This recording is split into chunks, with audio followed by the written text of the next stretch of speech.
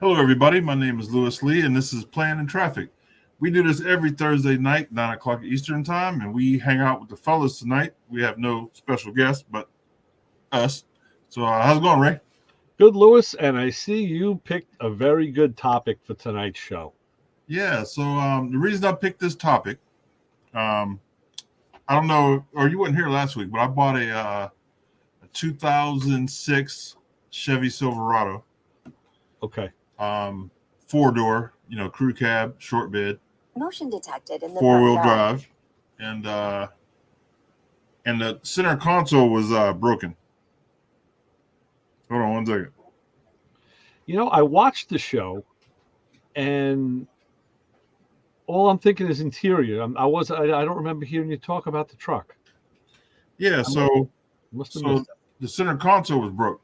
Yeah. So I was, online looking around for how much they cost and everything. They were like $60. So I started looking on Facebook. Hold on, somebody's on my camera here. Sorry. Make sure I'm not getting invaded. Sorry about that. So, all right. So I started looking around on see if I can find a used one. And a lot of people are switching them over. They're getting them out of Yukons, Tahoes, and it's the full console that goes up into the dash. Oh, okay. So mine had the jump seat with the fold down cup holders. Right. So I was like, oh wow, these look pretty good. So I just happened to come across one here locally, and I called the guy. And he goes, oh yeah, I still have it. You can come. You got to take it out. So you have to take out the glove box and the trim around the glove box, and then under the steering wheel the knee plate. Yeah. And then this new console goes up into the dash. So you take out the old cigarette lighter and little cubby thing, and it all fit in real nice, man. It just it all works. So did you need any of the lower dash parts from the donor vehicle to put into your truck? Yeah, it's one bracket that goes up under the dash. It's 4 bolts holds that bracket in, and then that console slides right into it and bolts up. That's what's nice about being able to take it out of the donor vehicle, because you can get all the right nuts, the bolts, the screws, whatever. You can take everything out yourself. Yeah. Yep, I sure did. It took me excellent. It took me 10 minutes because the guy already had the seats out. Oh, okay. Yeah, good. So you have to take the seats out because the center console has 2 brackets that sit under the seat brackets. So they were already out. It took me 10 minutes to get everything out, and it took me about a half hour to put it in my truck. That's something that Chris and I talk about on the radio show all the time, is about retrofitting a vehicle with options that it didn't come with, but from another vehicle. And I'm always putting stuff in that didn't belong, from other vehicles. I'll tell you a funny story. I had a old minivan years ago, and it had bucket seats with nothing in the middle. So I always wanted something there. And a lot of the trucks at the time had those. It was like a big box with a hinged lid. And that was kind of the theme for the day back then in like the late 80s into the 90s. So I was looking for one of those things everywhere. And I didn't care what color it was because it's plastic. I could paint it. But usually the lid would be broken or cracked somehow. People sitting on it. God knows what they were doing on it at night. Who knows? They were getting a little busy in the truck, Yeah. But usually there was never a key for the lock. And they were busted up, and guys wanted fairly decent money, $40-$50 for these things. Like, listen, it's half broken. I ain't paying you $50 for it. Right. I found one in a swap meet that was out of a Chevy, and it was perfect. No cracks. The lid worked. It had keys, the whole bit. I think I got it for $40. Nice. So I had to do some engineering with the bracketry to get it to fit in level on the floor, but I did. And of course, I waited a while before I did that. And then I think a week or two later, I get T-boned in my driver's door, right? I can't get out the driver's door. Now I got to get out on the passenger side, but now I got this big freaking console in the way. I had to take it out again. I'm like, you got to be kidding. So I have it in my garage.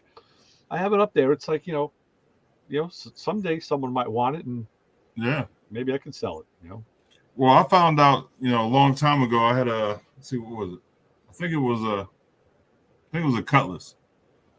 or no, it was a Grand Prix. Didn't have a power trunk, but all the wires and stuff were there. Oh, cool. The old guy told me, he goes, hey, you know, you can go to the junkyard and just get the button out of the glove box and get the motor part for the trunk. And I was like, well, I want to wire it. He goes, the wire's already there. Because they only make one wiring harness. Yep. He said they make one wiring harness and they tuck the wires if they don't. Yep, there you go. Just happen to have one here. Yeah, just happened. At the Riviera. Yeah. So I went to the junkyard, grabbed the pieces, and 5 minutes later. Yeah. This is the way I like to take stuff out. I take as much as the original wiring as I can. Yeah. And it just makes for a cleaner install. Yeah. On the other end, but and also some vehicles, they have the lights under the dash and but they don't have no bulbs in them. Right. And that's an option if you want the nicer. This is back in the 80s cars. Okay. So if you paid for the option to have lights under your dash and all that stuff, they put the bulbs in. That's crazy. I first found out about something like that with my friend had bought a Toyota Corolla. It's funny. I was just with him today. We just had lunch, and he was driving out to Shoreham out here on the island for work. So it was like, like a 70-mile drive one way. So he was going to put a lot of miles on this car. So he wanted something that would be dependable. And he bought a stripper, like it was a 4-cylinder.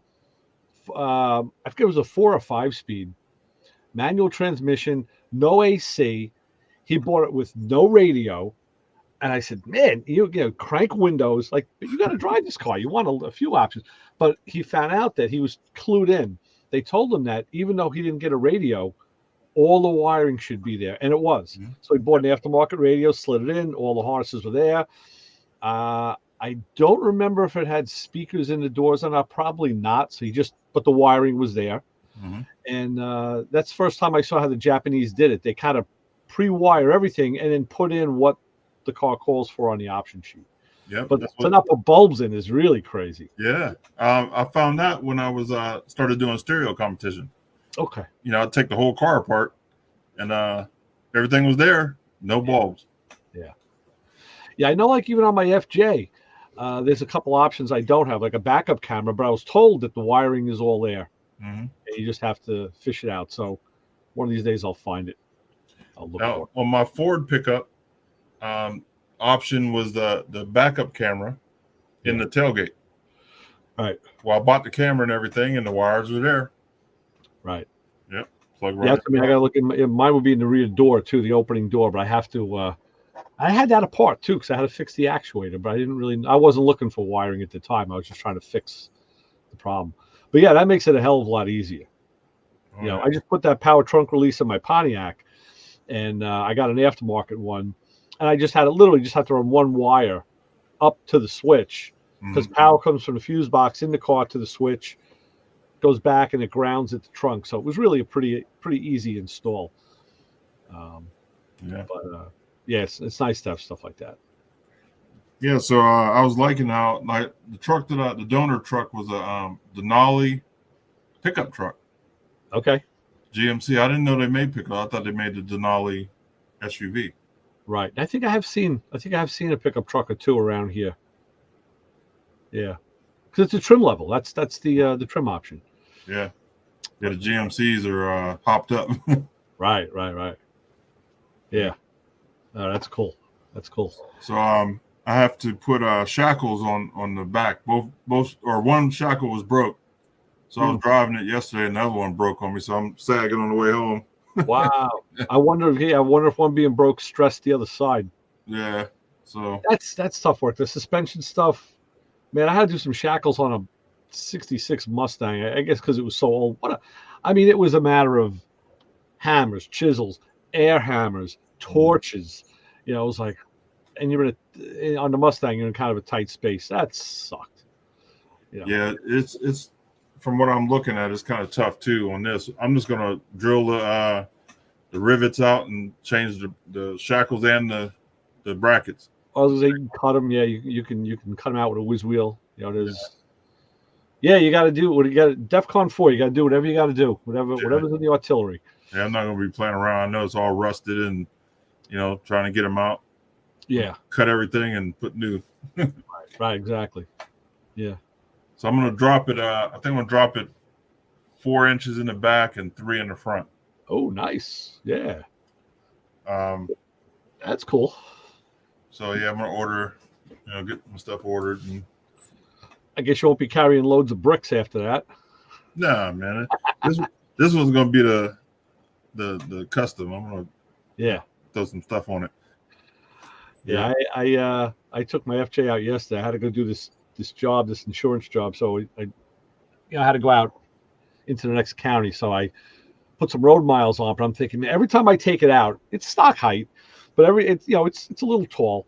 And every time I take it out, I just remember this picture I saw on the internet of where a guy took one and dropped it.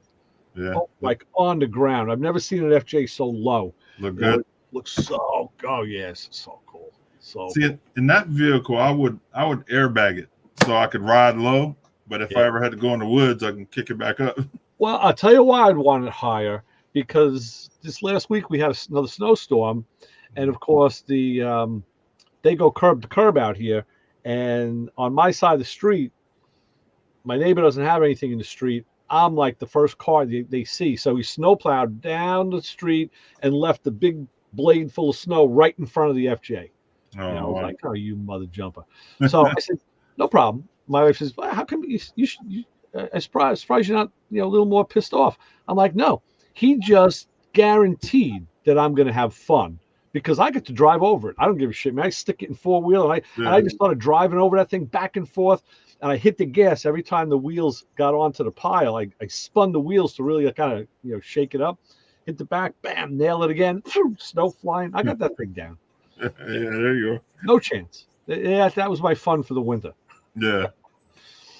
So let's get the fellas in and see what they're talking about. All right. Papa Squirrel, you want in? Throw a thumb up.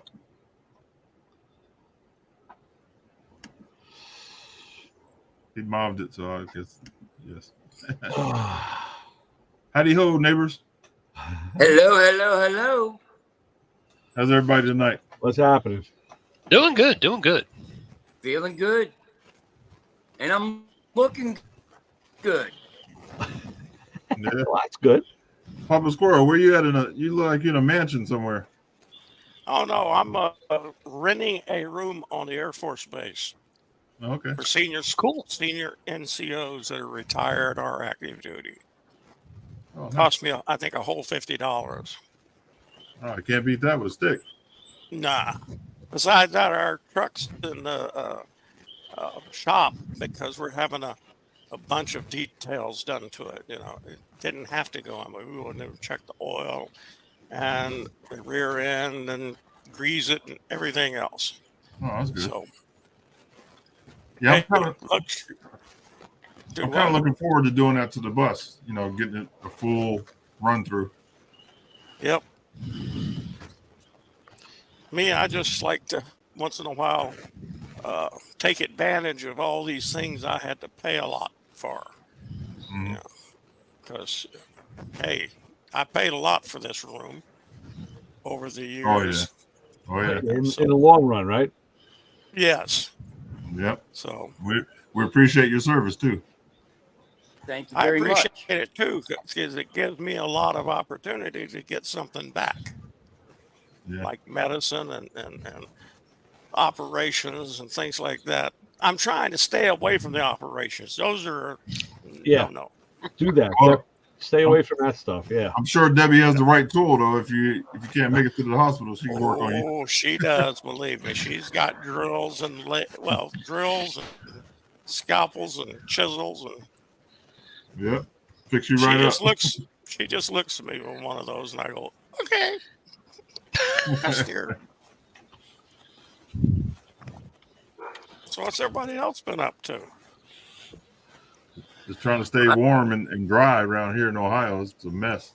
Raining. That much Running rain. around.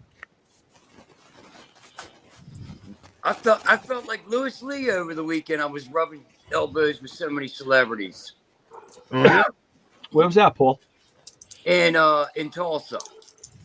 Ah. Good show, huh? It was an incredible event. I cannot say enough good things about the automotive community, from the shiny cars on the upper level all the way downstairs to the lower level with all of us Rat Rods, Rat Rod Magazine, the Starbird Productions, everybody involved. All the celebrities that were there did their jobs for the most part. I won't get into the drama issues. I'm sure. I'm sure. Oh, there's no drama with celebrities. Come on. But Heather Storm, she was incredible to spend a few minutes with. Yeah, Lewis, the next time you talk to her, let her know that No Class really appreciates her signing. She signed me a nice little poster with the Mustang. It says to No Class. I don't know if y'all can see that. Yeah, she's good people. It's just the trick is catching her when she's in the country. Yeah, she goes all over the place. She lives that island life, man. She's down all over in the islands. Yeah. She spent pretty much the entire day that I can recall on Sunday, and she was there at the awards and presented one of the awards. Good. This chick really has some class and shows what the celebrity is supposed to be doing when they're at a show like that. She truly interacted with everybody, the spectators, the participants, the show. She was involved as if it was her own show. I can't say enough good things about this chick. So if she has a lot of class, what was she doing with the guy with no class? Hey, like I said, it was a brief. It was for a brief few moments. She was very nice and signed me the poster. I gave her one of my stickers, and cool. And it was just in passing. Actually, there was nobody around her when I had the chance to talk to her. But I was busy doing other things, and I didn't spend any time with her. If I thought about it, I would have given her a poster. I just saw that she was doing something. It was like a contest or something to have you get a dinner date with her. I don't know where that was going to take place, but you get to spend an evening with her at dinner. So that's pretty cool. I'll pass on submitting an entry. Good luck to whoever does win. I think it was about a week or two ago, and she had it on her social media. But yeah, I'd end up having a heart attack before dessert. Yeah, she's good. What did you think of her when she was on Garage Squad? Did you like her as a member of that team, or? To be completely honest, I spend too much time in my own garage to be watching all these shows. Just like I said to Stacey David. You didn't see it. Okay. I'm really sorry that I'm not more knowledgeable on your stuff, because you are a real badass. He's the one who truly interacts with the spectators, with the participants, with the staff. When he's at an event, I know he's a busy man, but I've seen it before. He truly interacts and is one with the people. There are certain celebrities out there that just don't belong in the public's eye. My opinion. Yeah, he was awesome when we sponsored him with Macco, and when he was at our convention. All those power guys are great guys to hang around with, and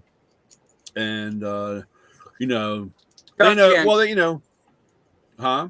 Chuck Hansen was incredible. I enjoyed all the time I got to spend with Chuck. Courtney, I had some actions with her years ago, and then last year at Starbird, briefly when I had a chance to see her when there wasn't anybody else around, I just asked her. I said, "Do you remember me?" And she did. Oh, you got kicked to the side. We didn't hear nothing you said. Oh man, that's good. That's actually good. All thing we heard is, "Do you remember me?" Well, yeah, and she said, "Paul, you're hard to forget." Nice. Yeah, she's good people too. She's funny. It's hard to talk to her at an event though because she's on her phone. We were at the bar. Yeah. We were at the bar, and there was actually nobody around her and nobody around me. I was sitting at the bar, and she came up to get a drink. She was with some other people on the other side, and it just good timing, I guess. Yeah. I talked to her for a little bit on at PRI and SEMA actually. So we'll get her on the show. She's always moving though, man. For somebody that hasn't been on TV for 10 years, she's always in the mix. No, she hasn't been on TV in the public's eyes for 10 or 12 years, but she's still in the public's eye. She is still moving and doing things. Oh yeah, all the time. Yeah. So Brian, what's up with your side of town? Nothing. Quiet. It's very quiet. That could be scary. It's very scary. Yeah. Go in the shops, they're completely empty. I mean, empty of mechanics or empty of customers? Empty of everything. Really? So how do you explain that now? I mean, we're not in the middle of a budget crisis. The government isn't shutting down. What's the problem? I don't know, man. It's never. I tell you, I have not had as many conversations with shop owners with the fear in their eyes and their voice on they don't know what they're going to do. There's no way. I mean, I got places that, you know, their mortgage or their rent is $20,000 and $30,000 a month, and they can't even make payroll. They can't even make payroll, and they can't pay, dude. Yeah, it's unbelievable. I mean, I have never, ever, as long as I've been in this business, I have never seen a February this way. Wow. And then on top of this, next week it's supposed to be in the 70s here. So there's no winter. Mm-hmm. I mean, when you walk into a shop of over 100 guys and there's no cars in there, I mean, it's, I don't know, dude. I don't even know what to do because it's unbelievable. And that's here. I mean, I hate to be someplace out in the middle of Timbuktu or fucking Texas or where they don't have the government being their bigger supply of people working. I don't know what people are doing. I'm in not weekly contact, but every couple weeks, I talk to some of the people up in the Northern Virginia more than any other area because of the guys that all used to be with Rosenthal, all work for dealership groups right there in Northern Virginia. And I'm hearing some really bad things about the Washington, D.C. metropolitan area over the last couple of weeks. In what regard? And I live in Texas in the middle of nowhere. Sorry about you all's financial issues, but man, after today's AT&T shit, and I don't mean to make, I'm going to drop it after this. After today's little incident with AT&T, they just turned the heat up 2 more degrees on the Frog before it jumped out of the water. If we don't do something right now, we are done. You know, it was funny. This morning I heard two news items. The first one was that there was a satellite that fell to Earth. It was an old satellite. They said it fell to Earth and it landed in the Pacific, like north of Alaska. So, and they said, and if anything washes up near you, don't worry, it's not toxic. First of all, I think that's bullshit. Second of all, who the hell lives up there where it's going to wash up? The second story was the AT&T story. And I thought, you know, could that have been a global like communication satellite? And they said it was an old antiquated satellite, but it was an old satellite. That news story, they've been talking about this for like the last 90 days. They've been tracking that satellite for the last 90 days, getting ready to come into Earth's orbit, and they were trying to direct it down. They're talking about shooting it down. I just watched a video about wireless communication and cell coverage, and they were saying the amount of radio waves, if you could see them, you couldn't see, because that's how much there is. And it was really about airplane mode, why you should use airplane mode when you fly on your phone. It was basically because the way the phones search for the cell signals, that the phone increases the power to search, and you could basically blanket the country and block. They called it like a military type of a block. I heard another story this week about these Chinese immigrants they're finding coming across, and they got one of these guys' phones and went through it, and the stuff they found was a little shocking. So, and I'm thinking, if they're sending people in little by little, well, little could be by the hundreds, conspiracy theories abound here. They could easily take down the network, or put a big hurting on it.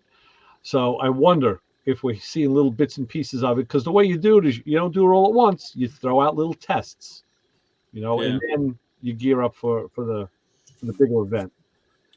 So. Yeah. So, like I said, back to cars.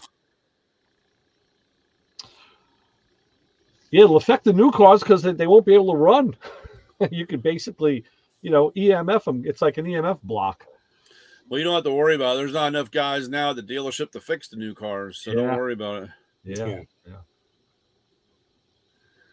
Yeah, it's definitely. I never thought that it'd be as dying. Especially, I had a guy at one of the body shops, dealer body shop. He had been there as long as I've been a tool guy. So that's 22 years. If not, he's been there longer, and he's always there. Nice guy, older black guy. Like I said, really nice guy. And he's one of those, like Ray, like you're talking, one of those old school, he's got the special piece of wood, the brick, right. He's got a chain that he's made, he's got his tools. Huh? A real body man. Yeah. Yeah. But going along the line, to make a long story, I don't want to bore anybody. But one day I walked in there last week, 2 weeks ago, and I was like, "Hey, where's so-and-so?" Haven't, he said he got upset and hasn't been back. Really? And I'm like, wow, really? What happened? Well, in Montgomery County, they raised minimum pay to $18 or whatever an hour. And he finally realized for the last 20 years, he's been being paid $18 at this dealership. And he said, I'm not working for $18 if I can go, breathing the fumes, drinking the, rolling around in this stuff. I can go and get a job at Home Depot or wherever and have minimum wage. Right. Yeah. And everybody was dumbfounded. And I'm telling you, next quarter, I think next quarter, California is supposed to hit $20 for minimum wage. And dude, you can't do it. There's no way. Yeah. But I think I told you this a couple weeks ago. I was at the main shop that I do work out of, and me and the owner were talking to one of the younger guys, one of the newer guys, and we were talking about politics, local politics, which went into national politics. And this kid said, "Oh, I love Biden." We said, both looked at him and said, "What? What'd you say?" He said, "Oh, I love Biden," and he was smiling. I was like, "Are you screwing with us or what?" He goes, No. I said, "Why? Explain to me why." He goes, "Well, he raised the minimum wage to $17 an hour." I said, "Yeah." I said, "Okay, let's talk about that." I said, "You do realize," I said, "there was a piece on the news just yesterday from a local pizzeria. A guy has a local pizzeria who said they asked him about the minimum wage raise. He says, I got a lot of younger people working for me. Good for them. They could use the money." He says, "But pizza's going to be $4 a slice next week." Yeah. So his kid's looking at me, and I said, "So think about that." I said, "Me and the other guy here said, we got our dough already. We can afford $4 a slice." I said, "We don't want to pay it, but we can pay it." I'm like, you have to pay $4 a slice too on 17. You don't get a break just because you're young. I said, well, you're $17 an hour. Now you're paying $4 a slice and $25 a pizza, whatever. I said, the cost goes to everybody. And his face kind of changed. I said, think about, when gas goes, you're paying higher gas prices too. If you're renting, your rent may go up, your utilities are going up. I said, that's all going up on a $17 an hour fee. I said, we got our stuff ready. We're set. I said, we can absorb anything that they throw our way. We don't want to, but we can. I said, you people are the ones who are really, how are you ever going to buy a house? You ever think about that? And it started sinking in slowly. And he was like, oh, I said, not so happy anymore, are you?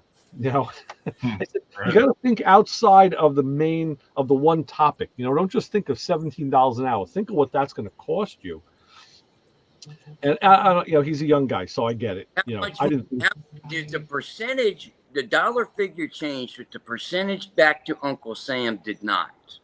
No, exactly. So you will actually end up with less money net pay than you could have before the increase, because it threw you to a different tax bracket. Yeah. Yep. They don't think of that. That's the big picture. All right, guys. So tell me some cross-platform parts. All right, let me tell you something. When I saw the ad, when I saw the what you put up about parts, right, the first thing I thought of Brian. I thought of Brian, and the first thing I thought of was this: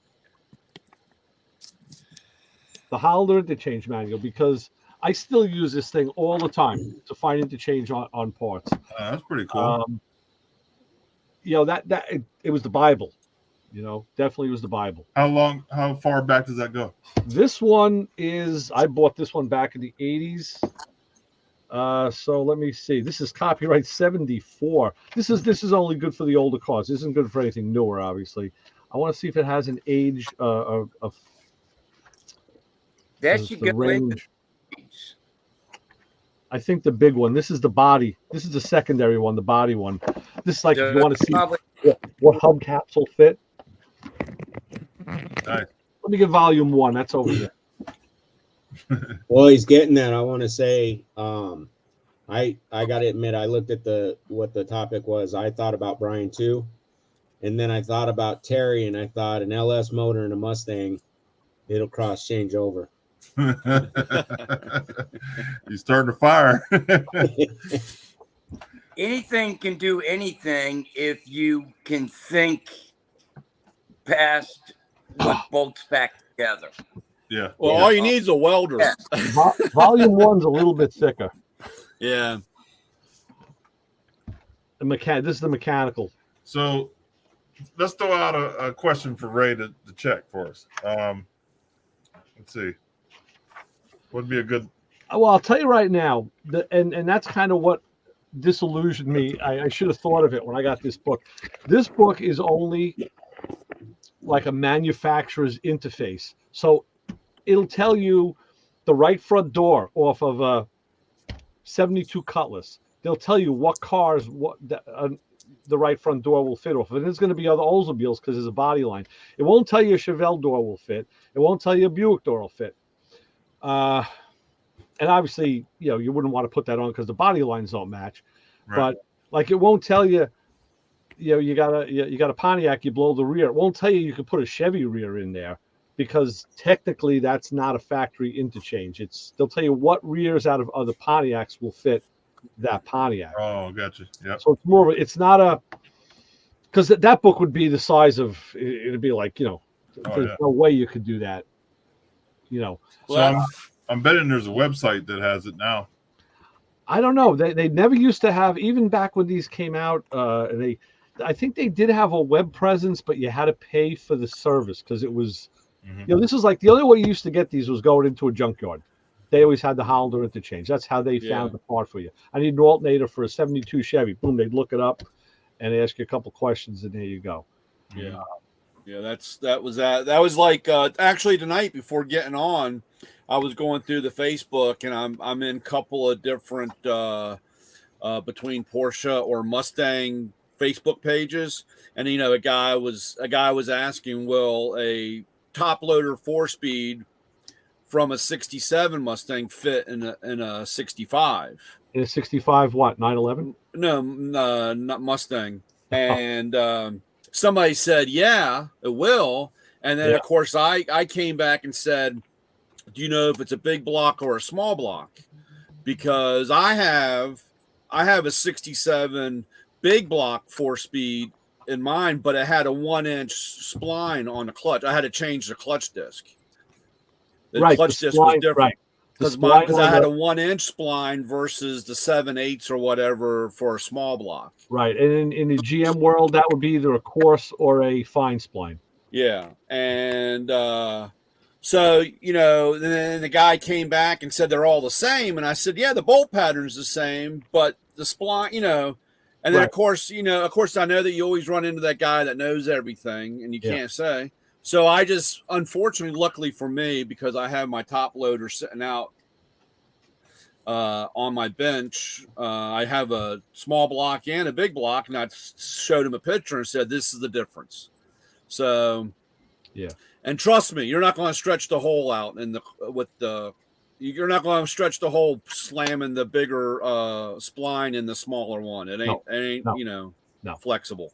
No. So not going to happen. But that's where, like I said, that's kind of where we've gone now with these forums or these groups, people trying to find, especially like my Audi, trying to find parts for the older 4000. You got to know to look at an Audi 80 or Audi 90 series that will work. And it's just, finding the right person that really knows, or it's a lot of test fitting or trying to see how it goes. That's the thing. Growing up doing it and hanging out in junkyards and picking parts, I learned early on, especially having a Pontiac, that Pontiac parts are always harder to get. They were always hard to get, but Chevy parts are everywhere. So when I took a chance and I bought some Chevy clutch parts like the Z-bar and the rods, and I said, man, they went right into the Pontiac. The balls were the same. These things are easy to get. In fact, I was 2 weeks ago, I was at that shop where the guy was restoring the 64 GTO. So the shop owner who was doing the work, car was on the lift, and I happened to be looking at it, and he came over, and I said, Tony, I want to show you something. I said, if you look at the factory rod that comes from the Z-bar back to the fork, it's just a threaded rod with an end on it, and they use those jam nuts, which I've always hated. I've never liked the jam nuts. So, because the little piece on there with the, it's not a ferrule. It's a little till that goes into that would always wear out. So I said, I found out many, many years ago, if you go and buy a Trans Am rod from like any like 70 to 74, what they did was they made it a 2-piece rod. They took the back half that goes into the fork, and it's a hollow tube. I actually have one in the room next door. And then they took the threaded rod, which threaded into it with a lock nut. And now it was a lot stronger. It didn't have the flex. It was thicker. It was bigger. And I said, it just bolts. It's just a rod. So the car doesn't care. You can put a piece of rebar in there that wouldn't care. Mm-hmm. I said, but it makes a nicer application. It won't flex. I said, I used to abuse the car and power shift the shit out of it. So I used to bend all that stuff. And he says, wow, really? That'll fit? He goes, but you said it's out of Trans Am. I'm like, yeah. I said, but what does a rod care if it's in an F body or an A body? It's not like it's a tie rod end or something. It's not nothing like that. It's just a clutch rod. So I said, it's like a throttle cable. I said, who cares what it came out of? It'll fit. Yep.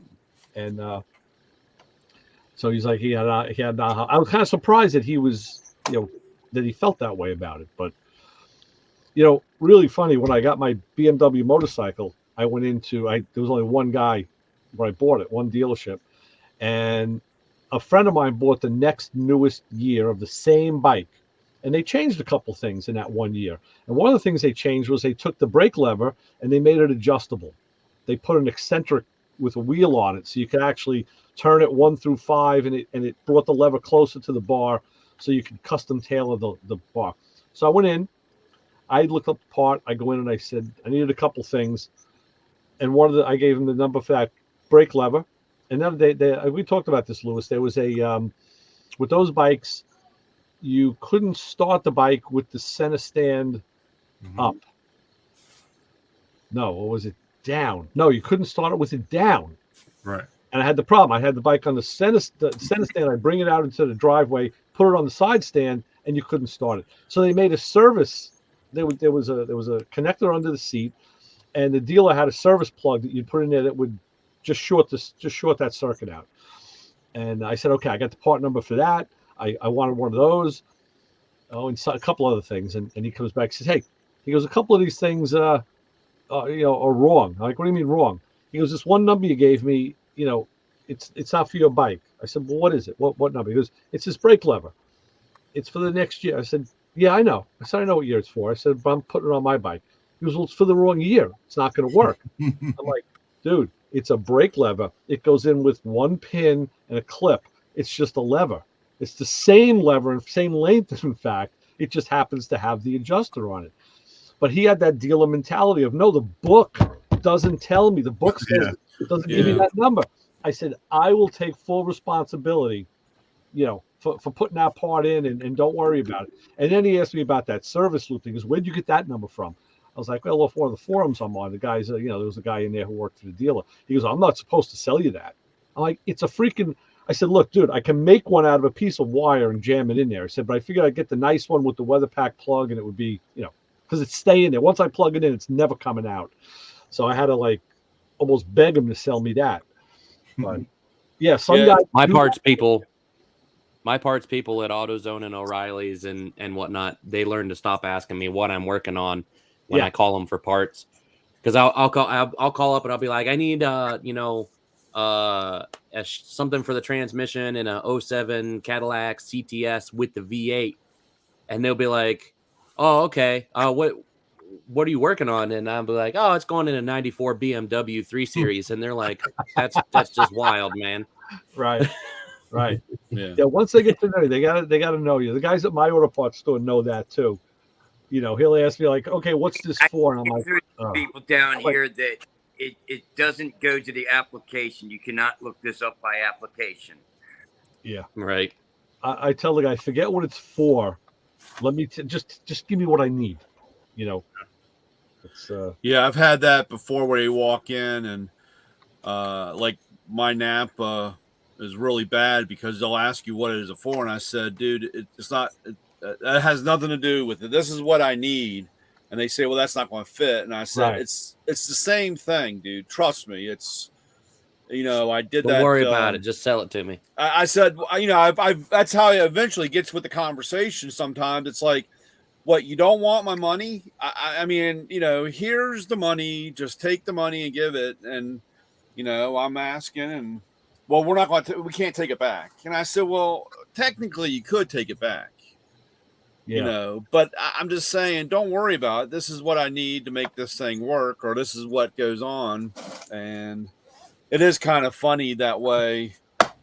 I hate this. I hate to go after those guys at, AutoZone or whatever, but it is kind of funny when they say, I'm here to pick up an air freshener and they want to know what car and what year, you know what I'm saying? So, because they got to look in a book.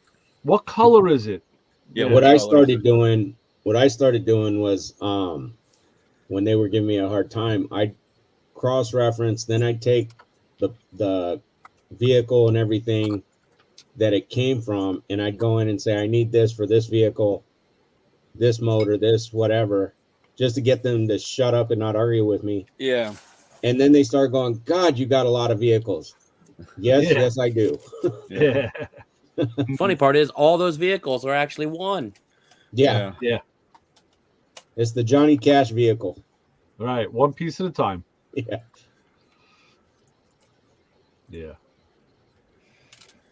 What about you, Lewis? Any of the parts guys up there give you trouble when you're looking for stuff? Yeah. When I was doing stuff on the bike, you almost get in arguments with some of the guys. Yeah. You're like, just sell it to me. Right. Yeah. Easy math. I'm going to break it up anyway. Yeah, it's God forbid if you tell them that you're taking the nose cone off of the starter, off of one starter to put on another starter, to make it work. Or I actually had to do that with the tool truck. I had a problem with the alternator, and I had I got an alternator and ended up having to change one of the halves so I could have the bolt, the mounting up, and I had to use the old one. And when I took it in for the core, the guy gave me a hard time because one part was clean and one part was dirty, and he was, and I was like, "Look, dude, I had to use the one piece," and he's like, "So you took this apart?" And I said, "It doesn't matter. It's the old one. I don't want to. I mean, dude, just are you going to give me my core or not? Because what day do you not work so that I can come back and get my core? Right. So it is kind of funny how you have to, they can make it difficult, or anybody can make it difficult, but it's. Or if you run into a guy that he looks up the wrong stuff and you try to tell him, no, I need this part. And he's like, oh, they don't make that part. Well, I just bought one. I need to buy another one. Yeah. That's but that is true when they said that that's wrong or that's not right. Well, that's correct. I mean, if they are telling, because you could be wrong too. So that's really their job to tell you that. But well, here's the thing. I'm wrong 5 times a year, and I've already been wrong 3 times, so I only got 2 left.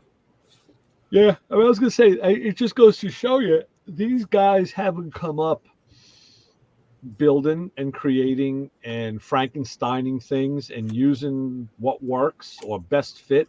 They just go by and that's why I said that's what I call the dealer mentality, because the dealer mechanics were trained just to do what, it's like a doctor. They're trained to do what their profession tells them to do. And,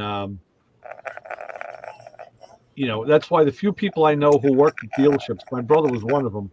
There's a guy working at a Porsche Audi dealership, rolling in a 55 Nomad that was like a street freak, or on a Harley Chopper, wearing a leather vest and a ponytail. And people looking like, who the hell's that guy? Is he the janitor? No, he's your A mechanic, sir.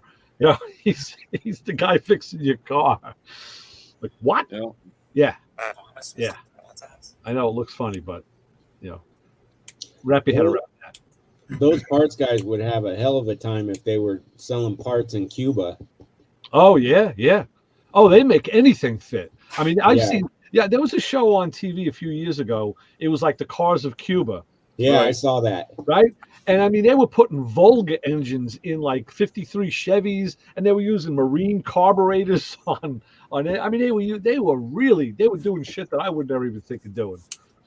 Yeah, because of all the sanctions and stuff for like a span of 35 years, they couldn't get parts from other countries. And they explained in one of the shows that they had a real heavy influx of Russian vehicles because they were under communist rule. So they had a lot of Russian cars, so they had Russian parts. And if that found its way into a 53 Chevy, well, so be it. No. Yeah, they made things work. In that regard, I have a lot of respect for those people that live there. Yeah. Yeah, the only thing was it was always kind of sketchy watching them, like, putting things on blocks of wood and milk crates and like balancing acts that they would do. And it was like scary stuff, man. Yeah. And guys are working with like, pipe wrenches and like heavy equipment. Like the tool selection was not good. Yeah, no, it was. There's a guy who follows me. I don't know how he found me, but he follows me on Instagram, and he's a carburetor guy. Well, he's got a shop.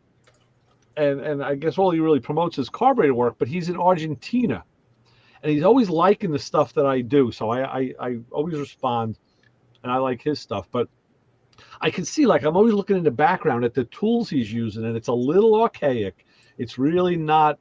He's getting the job done, and he gets some really beautiful looking carburetor finishes. I'm always complimenting him on the finish, but you can see in the background that shop is looks like a Cuban shop, and it's it's kind of third worldish, but he gets the job done.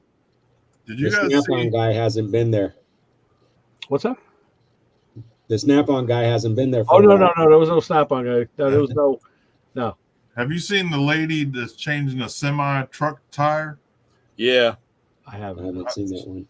I don't know if she was Indian or what do you No, think she was? she's like she's Asian of some sort. Yeah. She takes Yeah. the tire off the truck with tools that like Really? And she doesn't take on some of them. Like she changed. I watched her change a rear tire, and she didn't take the tire off the rim. She just jacked it up and removed the tire with it still on the rim. I mean, the rim was still bolted to the truck. Yeah. Yep. And she changed. That's a hell of a job. Well, they all think I'm crazy. I've done it, and I've done it more than once. I have a set of spoons, and I've done my tool truck many a times. Really? Where I needed needed a tire, and a buddy of mine, he's got. That's where I keep my tires. I keep my spare tires there, and I've gone and picked it up. And he's even said, if you want to wait around, we'll do it later tonight. And I said, I got stuff to do. And then, I find myself like 10:30 at night sitting here saying, man, I really need to change that tire because it ain't going to last tomorrow. Or I have and I go out there and spoon it off and spoon them on. And it's a hell of a workout. I've done them on the side of the freeway. Huh? I've done it on the freeway. Yeah, that's crazy. Yeah. Had to get home. I wasn't paying $700 for the service guy to come out. Yeah. I went ahead. I had it one time. Luckily, it was one of the back ones that went, and I drove it on home. It was funny. I got home, and there was nothing but just the rim sitting there. Wow. Made it easier for you to change. Yeah. I thought about that chick. I thought about trying to put it on without taking it off, but I just didn't have the back to do it with it being bent over, trying to get it on. Trying to force it on. I ended up taking it off, and yeah, you guys need to Google that lady, man. She's pretty tough. Yeah. Wow. That's a hell of tools. I'm gonna call it a night. All right, Paul. Appreciate you. Take care. Take it easy, Paul. See ya, Paul. All right, Paul. Not a problem. Talk to you all next week. All right. Have a good week. So, but yeah, they some of those it's I like watching some of those guys that are or countries or rebuilding lead battery, taking the battery, watching them out there and the way they're doing it. I watched a guy yesterday. He had a cylinder head off of some diesel and it was cracked. And he took the cylinder head off, pulled the valves out, got her stick and rod and welded that thing. It was like, I don't know how high up, but I mean, he filled that thing in and heated the head up and heated it up 2 or 3 times and got sanded it down, not sanded, but grind that thing flat again. And I'm like, Jesus, man, just go find a junk one, but they don't have that luxury. I had a guy from Panama. He bought all of my junk stuff. Dude, I could have stuff. I could take stuff on trade and I gave it all to him cheap. And I said, dude, what do you do with this? And he said, in Panama, we don't have the luxury we have here. Dude, we got to take things, whatever we got to take it apart. And I get a kick out of watching those. I think we talked about it here. There was a video. It was a kid or kids in some third world country, and they were making, what the hell was it? It was out of metal. They had these giant rolls of metal that they would roll out, cut down, forge them. What the hell are they making? But the rolls of metal, you see, they were heavy, and they're rolling them with these big sticks, and they're all wearing sandals. Sandals are like robes. It's like how they don't lose their feet. I don't know. Yeah, it's crazy. It was just crazy. So, like I said at the very beginning, you can make anything fit with a plasma cutter and a welder. Yeah, and they're doing it with hammers and sticks and and tools. It's ridiculous. Yeah, that was one of the problems I had at one of my shops down there in Langley Park. The owner of the shop would get so frustrated because he would tell the guys just order the part, and they literally would take I don't know if that'll. whatever it is apart and try to fix the piece that was broken in the part. Right. Instead of, and it was always like my favorite one was when a steering wheel. You know how you have that little, you have that little, it's like a little U-joint thing down in there. And the guy was like, look, I got you a used steering shaft. Just put it in. And he comes back there later, 2 hours later, and the guy's got the whole thing torn apart because he's trying to change just the one piece, Yeah. And he's like, dude, just put the whole thing in, But it was the same thing with like doing brakes. You got one pad worn more than the other. They just put the one pad in, It's like crazy stuff. You're like the whole time you're like, God, Well, I mean, you see that irks me because right away, if you got one pad worn more than the other, you have an overlying issue here. Yeah. It's either a caliper or the slide, the pins, something is preventing that caliper from moving right. So you're not fixing the problem. You're just repeating the cycle. I watched a guy this week. I don't know where this guy came from. It was the stupidest video in the world when I come to think of it. He had like a foreign car up on a jack stand, looked like a little Toyota, and he took off the brake rotor and he cast 3 other brake rotors, one out of aluminum, one from lead, and one from, what was the copper. And then cleaned them up, put them on the car, and like ran it until they like overheated and like, I don't know what the point was. The point was to get you to watch it. And it did. And I hung with it to see like where the payoff was going to be. And then there was none. And it pissed me off. I was like, you paid him off though. Yeah, I just wasted like 10 minutes of my life watching this stupid thing. Yeah. That's when 10 minutes watch time. Yeah. Hey, what's going on, Lewis? Another day in the big city. Yep. So yeah, it's crazy. So yeah, parts interchange, it becomes a little bit of an art form because the more you do, the more you learn, and the more you're able to do it. I mean, I've worked with guys where I said, listen, we're gonna put a distributor in this car, and you took like a points distributor out and put an HEI in. I'm like, what are you doing? That one's so much bigger. I'm like, yeah, well, the shaft ain't. The shaft is the same. It's just the body. But how are you going to make that fit? How are you going to make it work? It's all different. I'm like, well, there's a little bit of conversion you got to do. There's a little bit of work, but we're just going from breaker points to breakerless. It's not a big deal. And some guys just can't wrap their head around like it didn't come that way. I know the ones after it came that way. Now we're just doing a retrofit. Yep. It's not a big deal. Yeah, I had a 69 Buick. One of the first things I did was, after I had to keep redoing the points every like 3 months, I'm like, forget this HEI. Right. I was tired of that. For an HEI in a 71 Buick. Am I real? Yeah, it was funny. I was on one of my Ford ones.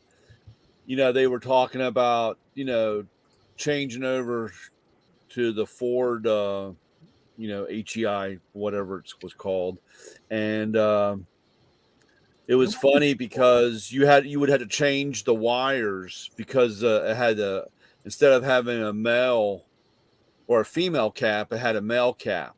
Right. Right. So they actually, 1 year or somewhere along the line, they had the male cap on, female cap instead of a male cap for that. And you just bought a little adapter thing and put that on. And that was, it's one of the, like you said, it's one of those things that if nobody ever knew, or if you never came across, that way you didn't have to change all your wire, find the right wires with the ends and so forth. And yeah, so it's interesting.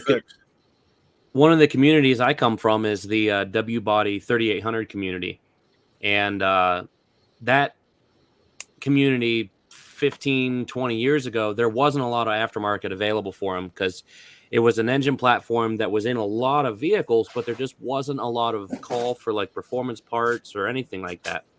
So for the longest time, the only brake upgrade you could do is you could take the, I believe it was 11-inch rotors from a stock Grand Prix, and you could upgrade those to 12-inch rotors off of the Impala, because the Impala was sold with a police package, and the police package had 1-inch larger rotors, but the same caliper. So it had a bracket that was a little taller and the larger rotor. Well, then someone found out, hey, the bolt spacing for F-body brakes with our twin piston calipers, the bolt spacing for the bracket is the same, and the distance from the center of the hub to the outer edge of the rotor is the same. All we need is a couple of bushings to go in the knuckle, because the bolt on the F body is a little bit smaller. It's an M12 instead of an M14. So then all of a sudden people were going out and buying, front brake setups off of wrecked F bodies to put on our Grand Prix, because it was the only brake upgrade available for them for the longest time. Yeah. No, that's how it starts. Exactly how it goes. Yeah. Hair's getting a little long, Tyler. Yeah, it's normal. I go to the barber once a week. Do you? Yeah.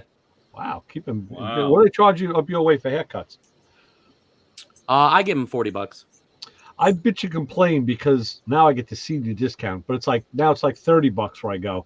And my daughter, my wife, like they go out, it's like women get screwed. I mean, royally screwed. She's like, that isn't even the tips I give out when I go in. I'm like, what? It's like hundreds of dollars. I was like, listen, you both look great, but I think you're overpaying. I really do. I think you're overpaying. Yeah, you can still get like a $10 or $15 haircut around here if you go to like Great Clips or Sport Clips or one of those places. But yeah, man, I don't know. I don't go for that. I like going to my barber every week. He does my beard. He does everything. You know, all right, if you're doing the beard trim, yeah, that's worth it. Oh yeah, and it's a therapy session too. You know, because he's an old school barber. So yeah. Yeah, the barber used to be like the bartender, you know? Yeah. Tell Joe your problems. I go to Great barbers Clips. and bartenders are the best informants. Right. Yeah, without a doubt. Yeah. They know everything, man. I go to Great Clips, but they've had the same people working in my area for a while, so they've gotten to know me. And then two, I just go high and tight. I tell them, give me a high and tight military, think of a Marine, and I'm happy. And so my barber does this line for me, and then he'll do this line and all that stuff, you know, and he keeps my brows lined up and all that jazz. I go in every week, I sit down, he knows what to do. Yeah, that makes sense. Mine is just a simple haircut, but I still, after I tip, after I tip and everything, it comes out to $26-27. So that's not bad. Before our great president that Ray was telling us about, it was, I think, Sniffer in chief. Yeah, I think it was $22. Yeah, this has been going. Speaking of that, I had a phone conversation with John Day this week, and we had a nice hour-long conversation because after the guest I had on last week, who really blew up my YouTube page. I mean, this guy, like, now we got some views now, but you got to have the good guest. I was talking to John about it, and we're talking all about what he's doing, all sorts of other stuff, but we delved into politics, and he's not happy with the state of Canada either. So they don't have a Trudeau is yeah. He was really bad mouthed. But John is doing well. He's doing good. He's still working. He's doing a lot of stuff. He's doing his own stuff now and making his own brand of fluids and penetrants and whatnot. So he's getting really going. Yeah, he's keeping busy. Yeah, it was good talking. I meant to give him a call. I haven't talked to him in a while. Yeah, it's good talking with him.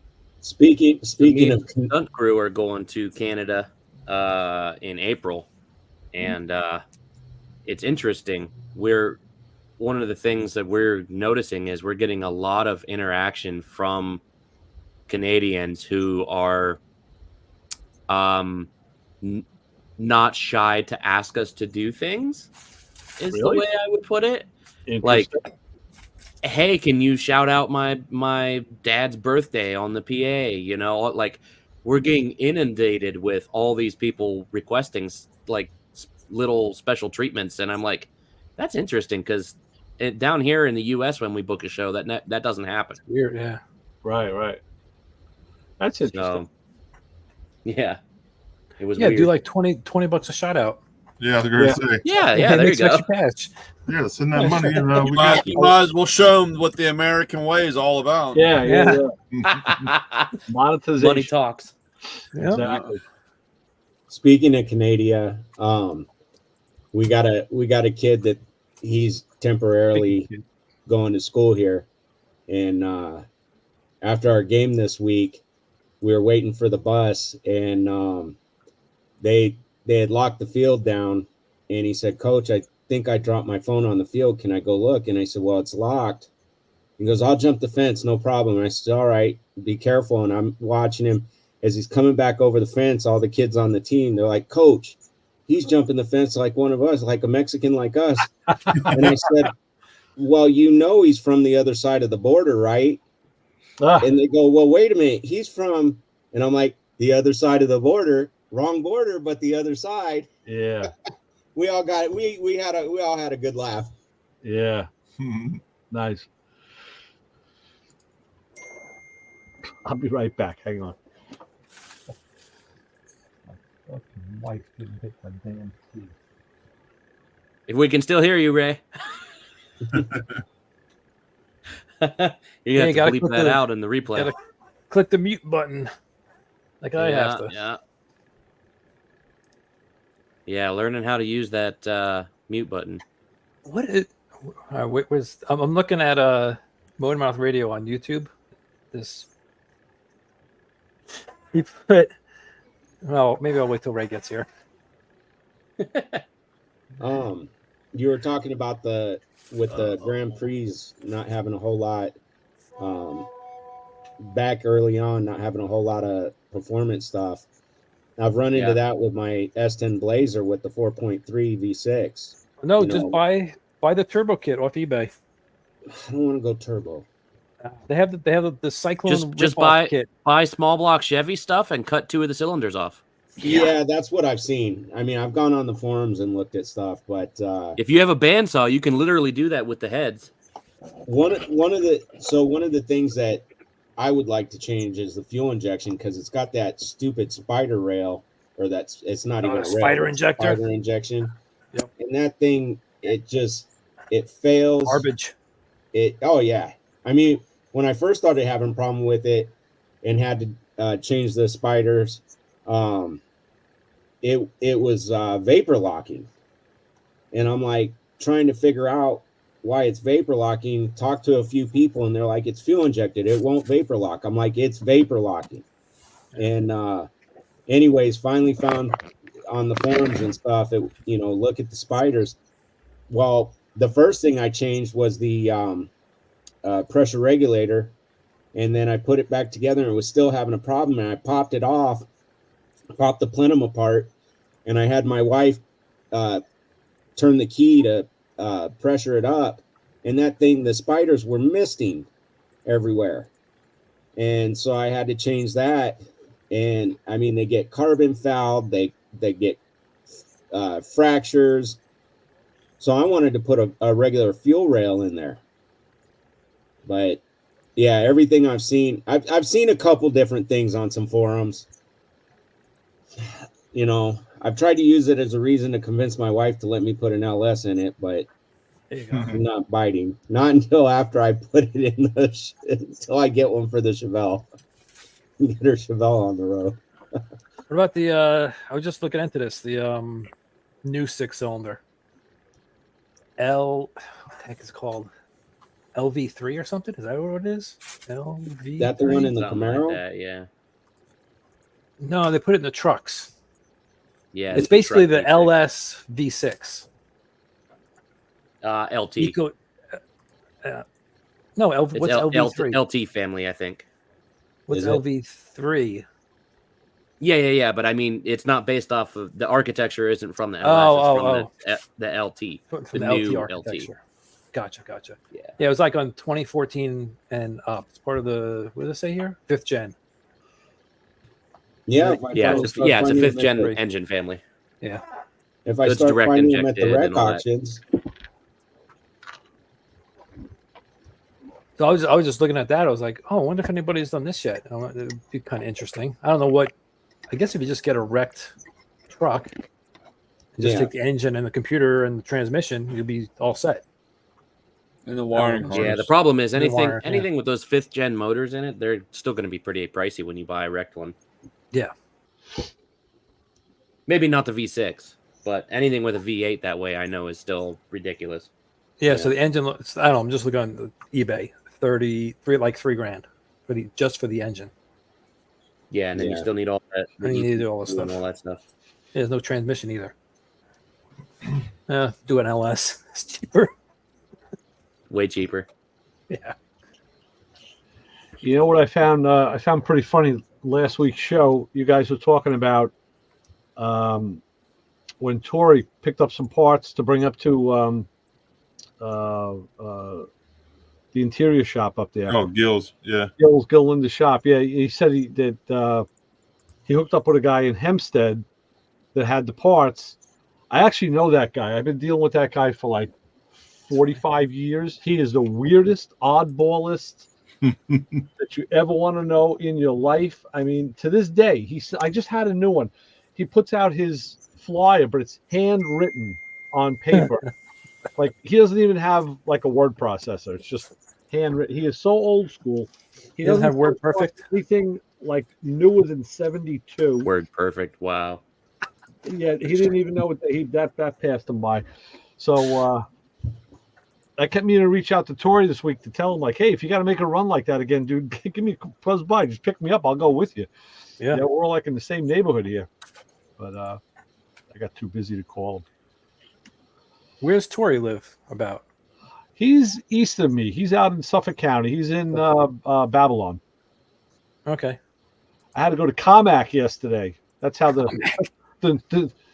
Long Island is all comprised of like native, Indian named towns, and when you can always tell when there's a new weather guy or a new they can't pronounce traffic guy because they can't say the name. So this town I mentioned, we call it Comac, but they would say Comac. It's Commack. I don't know where I get that from. Yeah, I had to go out there yesterday. Yeah, and kind of funny. Yeah. So Ray, I'm looking at. I thought you put your videos, the Motormouth Radio videos, on something else, because I'm looking at Motormouth Radio. Well, I put last week's on there too. I did put it on that channel also. So it's funny because you put MMR Video, right? Have you gone back and looked at it? What? So it says context. It says MMR vaccine, CDC, blah blah blah. Tells you all about the vaccine. That's not from me. That was from them. They must. Yeah, it's from YouTube. YouTube put this little thing because you put MMR I video. put it on everyone. Yeah, I put it on everyone. Oh, it's just probably on the other ones too. But the other channel is Motormouth Video. Oh, that's okay. I threw it up on the other because that channel hasn't had anything new on it for like 3 years, and I figured. Yeah, I just noticed. Let me see what happens. We using that, but then we opened a new channel, and I can spell video. Yeah, we didn't want to kill the hits, the views, or whatever. Not that believe me, it's not even good enough to be pathetic. But the Motormouth Radio vaccine is the one I take every Sunday. Yeah. We try and dispense that liberally, I tell you. Liberally. Yeah. That's about the only thing we do liberally. Why don't I see it? All right, anyway. Oh, I'm on the wrong. Yeah, anyway. I want to see if I can get him on this show, Lewis. We had Lake Speed Jr. everybody knew who he was but me. Oh, yeah? Brian's got his father was a NASCAR driver and a go-kart racer for years, and the son became a tribologist. So he went in, got himself a degree and learned some stuff. So he's got a YouTube channel. That's how I found him. Mhm. He popped up in my feed and I watched the stuff. And I said, okay, this guy obviously knows what he's talking about. So reached out to him, got him on the show, and I tell you, what a hit. I mean, he's got to come back more because we only scratched the surface. Yeah. You said he's a tribologist? Yes. So he studies Indian tribes? Yeah, he's master of tribes. Yeah. And that's what got me thinking about John Day. I thought John Day was a tribologist, but apparently he's not. I thought he was, but you know what? He still studies fluids and lubricity, so is he a petrochemical engineer? Maybe. Probably, yeah. They work with plastics and all kinds of hydrocarbon stuff. Right. But Lake is a tribologist, and he's done some really good, useful videos on his channel. It's the oil geek guy. Is that his channel? Yeah. If you look on YouTube, the oil geek guy. Let me just make sure. Let me double check. I think I wrote it down here. I guess I didn't. You can see he does a lot of, useful real world stuff. He takes a complex subject, and he's able to, for lack of a better term, dumb it down so us dummies can understand it. And but it's all practical knowledge, which is great. I love channels like that. Teach me something in a way that I can understand your specialty. That's to me. So what should I do? What should I do for my next video, Ray?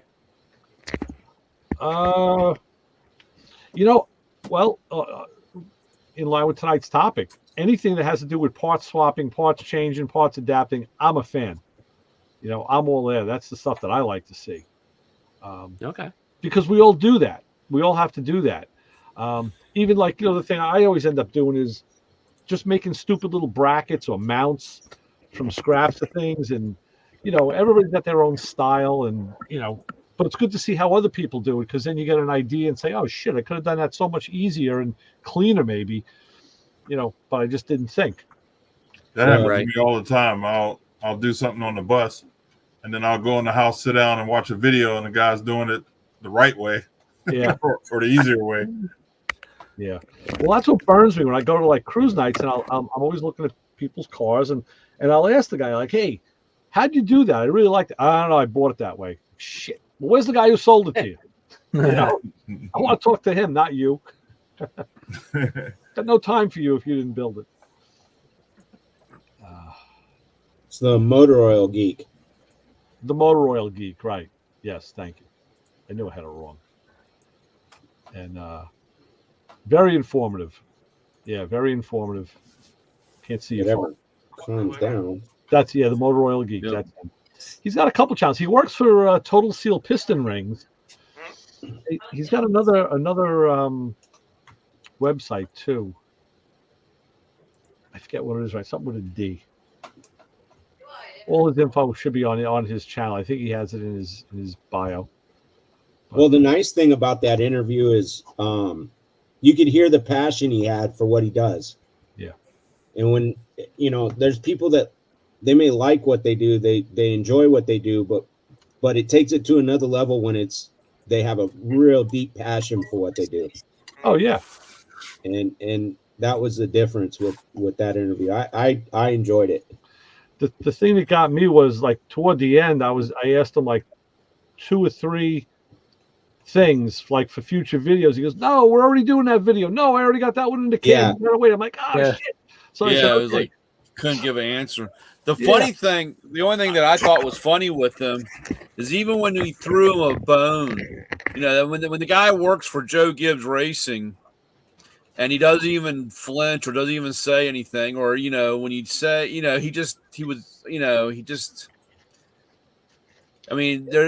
guess there's so much he could really talk about or say. Yeah, he kind of played it off like it was no big thing. No big deal. I mean, when you're on one of the top tiers of a NASCAR team and work. I mean, unfortunately, or in this area, we're all passionate of Joe Gibbs just because, you know, he was the coach for the Redskins, you know what I'm saying? And, you know, he was loved by everybody around here. But, you know, do almost anything in the world to meet the guy or whatever. And it's just like no big thing. It just kind of was weird. I think that speaks a good buddy of mine works for Hendrick Motorsports. Another good and he's not on the NASCAR team, but he works in the motor building division where they build motors for other teams. Yeah. And I knew him for probably 3 years before I figured out that he worked there and did that. Wow. Because he's just, it's just normal. It's business as usual for him, Right. you know? Yeah. And it was a Facebook post. He shared a win that one of the Hendrick teams had. And he goes, this was such a huge win for us, blah, blah, blah. And I was like, I know he's a NASCAR fan, but it just the way his comments were, I'm like, you sound like you worked there. He goes, yeah, for like 12 years. I'm like, wow. I think with Lake, it speaks to the fact that he grew up in that world because his dad was a racer. So as a kid, he was at the track in the pits with these guys. So he just grew up with it. So it kind of desensitized it, you know? Yeah. Yeah. It's like my friend Christian that calls in all the time. He's a local guy, a regular guy, but he's a great machinist. He's a motorcycle mechanic. He works on everything. He's a fabricator, but he got a contract a few years ago to build engines for like the it was like I think the Daytona 200 race series. So I think it was maybe Suzuki or Yamaha, and they just like, you know, they commissioned him like, we need, you know, 14 engines of this spec. And I remember I went to a shop, they were all lined up under the workbenches. I'm like, wow, that's pretty cool. So, you know, he gets to go to the races and all. And he's a little more outward, a little more, he doesn't brag about it, but he'll talk about it a lot more. Where like Lake was like, it's almost like he forgot about how cool it was, you know? Yeah. And like you said, you know, it's just business as usual to these guys. So they kind of get used to it. Yeah. And desensitized.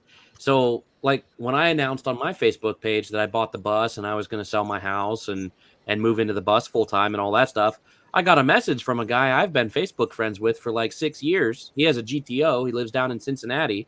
So that's how I knew him, from the Holden, you know, car community. And he sent me a message. He goes, "Oh, I hear I saw your post about moving into an RV. It was the best thing I ever did. I've lived in an RV full time for like 10 years now." I'm like, holy crap. Wow. Never knew that about you. He never talks about it. He never talks about it because for him, it's just his everyday life. Yep. Yeah. Yeah. Yeah. But it was funny, like I said, it, you know, like I said, the few times you threw a few bones out or have him get talking, and just like you said, never phased or never went. Yeah. That was pretty cool. But like I said, just so many questions. Yeah, and that's why I said we will definitely, you know, he was open enough. He says, yeah, he'd be happy to come back. So we'll I already started a list. Of questions. Yeah. And I told Chris to do the same thing. I said, because he said the same. He goes, man, there were so many things I want to talk. I said, well, make a list and we'll have it ready. You know, we'll just you know, that's all. The good guests are never one-shot deals. Never. Mm-mm. Same on this show. Must be why I'm not allowed back. I wasn't No, Tyler, you were just the one shot. It's okay. Yeah, right. Long shot, one shot, you know. Yeah, Mr. One Shot. Yeah. The one time. Sorry, Mr. One Shot. Oh, you know, if I start a gaming channel, that's going to be my name. There you go. Because you die with one shot. Yeah. No, it only takes one shot. Yeah, they kill you. You know, one shot, one kill. Shot, one kill. Yeah. Well, guys, I got to jump ship. Good topic tonight. Oh, I watched the video, Lewis. That was pretty cool. The year, the rapping on the bus, the year of the bus. Oh yeah, thanks. Yeah, that was pretty neat. Yeah, I gotta watch that still. Yeah, I got I just bought a new computer, but I had I got so much stuff in the can to edit. I just got to get to it. I'm way further than that video. Yeah. Oh yeah. I already. Yeah, I know that. Yeah. But it was like what, a half hour of you running around like the Flash. It's pretty good. Yeah. I wish I could work that fast. Yeah. Let me spray the box. Yeah. Yeah. It's Pretty getting good. exciting. I'm doing a lot of woodwork inside now. Yeah. So it's getting you know what I mean. It's getting exciting because you can see it's coming together. See it Right. come together. Yeah. It's not a box. Yeah. Empty box. Yeah. That's cool. All right, guys. I appreciate you. I'll see you next week. Okay, Lewis. Okay, Hit me sounds up good. if you guys come across anything good to talk about. Yes, sir. All right. All right. Take care, Lewis. See you, Lewis. Okay. I mean, we should go to dark mode ourselves. Hey, I got a question. What's that? So this is off the RV. I was working on the RV today, and we got the fuel tank in. We got the fuel tank in a while back, but after changing to that carburetor, we tested and bit piece back, making sure we could still run the RV. Got the fuel tank up, got it filled, and it wouldn't start. So then we started unplugging to make sure. Well, that Mr. Gasket pump burned out. So we're trying to figure out what happened. Maybe we dry ran it once or twice. And I said, but we didn't do it. It was for like a couple seconds. And anyways, I ran up to the parts store. They had a Edelbrock one, and I just grabbed whatever off the shelf, got it hooked up, and it started feeding, but it wouldn't start. And as we were trying to check back and forth, I checked the carburetor, and there was no fuel getting to it, but we could hear fuel moving. So I started checking piece by piece back to see where I got fuel coming out. Doing that underneath was fun, getting bathed in gas, but I started to look at where it comes out of the fuel filter, if maybe the line was pinched and we were going to have to change the line. And my father-in-law said, well, what about that junction up at the top? He said, why don't we check there and move back from there before we go, anyways. So this is the feed in, and this is a Ford thing where it's for anti-vapor lock. This is the feed in. This is where it goes back to the tank, and this is going to the carburetor. So I pulled back here, and we got gas squirting out with the keyed ignition, with the pump running. Shut it off, plug it back in, pop this off, and it squirted out. Plug it back up, popped it off here, and nothing. And then I took it and blew on it, and there's nothing. And when I look down here, it almost looks like there's a check valve. Now on this side, there's a screen, and the screen is pretty clear, because I know before, when we started working on it, I saw where a lot of people were saying the screen can get mucked up, and I was able to get light in there, and the screen's clear and clean. But on this side, inside, it looks like there's like something in there, or a check ball or something.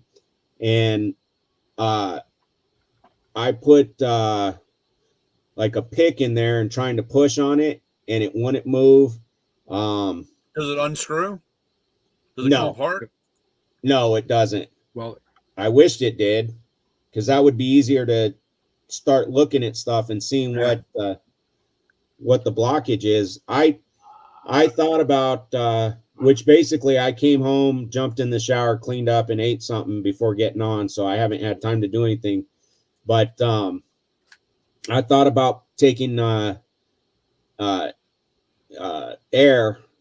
an air gun and seeing if I can blow anything open Um, All right, you know what? Check me on this. I'm thinking the inlet is the inlet.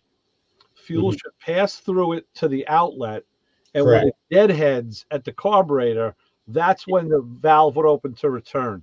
So I Correct. would think there's a valve in there that's gummed up and stuck. That'd be my thought. I would soak it. I would take it and soak it either in clean gas, or take some turpentine, or what's the Maybe other even stuff? Marvel Mystery, maybe. Marvel Mystery Oil, Oh yeah, or I didn't even think about that.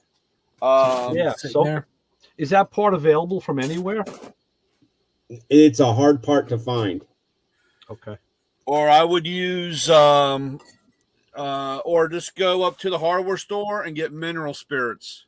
Okay, I got mineral spirits, And you would and I've just got Marvel. put it in a glass jar, fill that up, and let it sit in there for a little bit, a day, and it'll clean it out. That's how I cleaned out my K-Tronics. Okay. Yeah. Yeah, I think that's the ticket, Isaac. And see, All right. because Well, and I think that's what burned out the other pump. See, we got it running, like I said, and then as we were moving back and back and back the last time before we put the tank in, my father-in-law said, well, let's see how long we can keep it running. Because he said, I don't want to slap everything back together and we're just having it run for 5 minutes, 3 minutes, and then it stall out. He goes, I'm really worried about this. And I said, that's fine. I'm thinking towards the end of that, it started to, it never stalled out on us, but I'm thinking towards the end of that, it may have started to move itself, and it was that pump might have been under excess pressure. I don't know. It just I mean, the pump's only going to give you like 4 or 5 psi. correct. That's it. And then technically, it should be backflowing to the tank, so it shouldn't be over, pressing up against the brick wall and burning itself out. I don't know. Well, where is the pump in relationship? Because those pumps need to be lower. They need to have gravity fed. They need some gravity fed. They can't be up high It's on the tank. on the frame. It's on the frame rail at the lowest point. And it's got to be close to the tank, because if it's too far up, it's sucking. It's not. It's sucking and not pushing. Yeah, you gotta. You need. That's the problem with some of those fuel pumps that way. Pumps, yeah. Oh man, this would be awesome. Please. But yeah, so went over there to button up a few things and figured we get this thing working, and this what we ended up with. Such is the world of hot rodding motorhomes. Yeah, I was ready to start buttoning it up, put it back, and say, "Here, have it, drive it, leave me alone." Yeah. But yeah. The funny thing is because once I started working on it, my father-in-law, he's telling me electric fuel pump, this, that, and the other, and I'm like, oh, okay, that's easy. It's fuel injected. And it's carbureted. I'm like, huh? I haven't messed with a carburetor since high school. Maybe early 2000s with my truck. I said, great. And so today I was like, all right, let's start break open the peekaboo screws and see if it seeps. And he's like, oh wow. He goes, hey, this has been a good experience for you because you're getting the feel of it and the hang of it. You're not so nervous about messing with it. I said, yeah, it's a good thing, but it's also not a good thing. I want to get away from it. Well, there's less people knowing how to do it. Yep. Yeah. Well, I will tell you, all joking aside, it's been really awesome because my dad passed in 2019, and I got to over the last couple years, helping him with the RV, and then his other car, my father-in-law, that is, I've grown a lot closer to him, and he's grown closer to me, and we've actually had a good time. So they say, like, Jesus, you're not really the dumb shit I thought you were. Just about. We've had some of those conversations.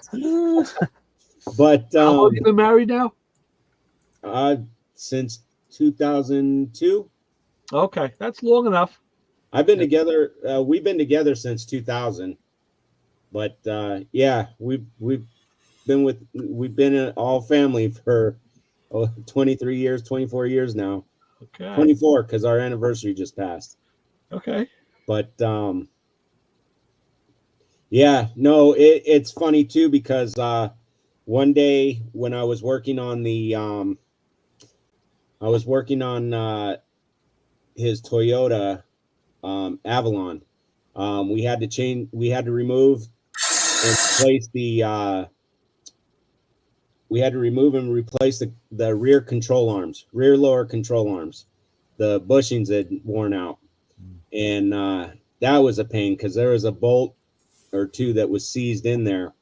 But anyways, I backed my Blazer up and I popped the hatch on it and connected my my playlist on my phone to my Bluetooth speakers on the stereo. And I have one that's labeled 50s, 60s era music and some 70s. And I put that on to listen to, and I figured he'd appreciate it.